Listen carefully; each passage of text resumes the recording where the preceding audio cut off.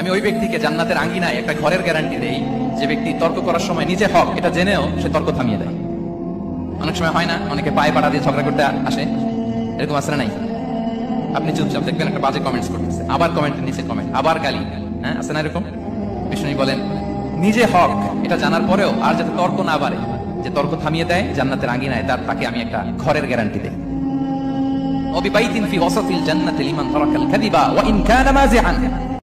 আর ওই ব্যক্তিকে আমি জান্নাতের মাঝখানে একটা ঘরের গ্যারান্টি দেই যে ব্যক্তি কৌতুক করার সময়ও মিথ্যা পরিহার করে।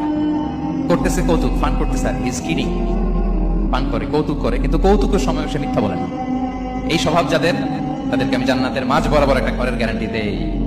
এরপর বিষ্ণু কি বলে দেখেন, তিনি বলেন ওয়াবি বাইতি ফি আ'লাল জান্নাতি লিমান হাসানা খুলুকাহু, আর জান্নাতের একেবারে হাইস্ট পিক অফ প্যারাডাইস, জান্নাতের সর্বোচ্চ স্তরে আমি একটা ঘর বা একটা বাসভবনের গ্যারান্টি ওই ব্যক্তিকে দেই যে তার আচরণটা সুন্দর করেছে, যে সুন্দর আচরণের অধিকারী হয়েছে, তাকে জান্নাতের হাইস্ট পিকে আমি একটা বাসভবনের গ্যারান্টি দেই।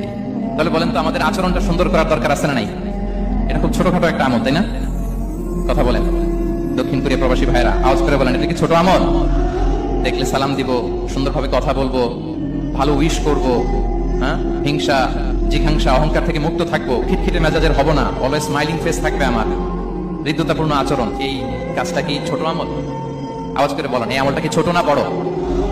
প্রিয় ভাইরা, বিষ্ণু ইসলাম সবার সাথে এরকম মাধুর্যতাপূর্ণ আচরণ করতেন, ছোট থেকে বড়, নারী থেকে পুরুষ, বন্ধু থেকে শত্রু, সবার সাথে সুন্দর আচরণ করতেন। এবং তার এই চমৎকার আচরণে মুগ্ধ হয়ে তার অনেক শত্রু মুহূর্তে তার বন্ধুতে পরিণত হয়েছে।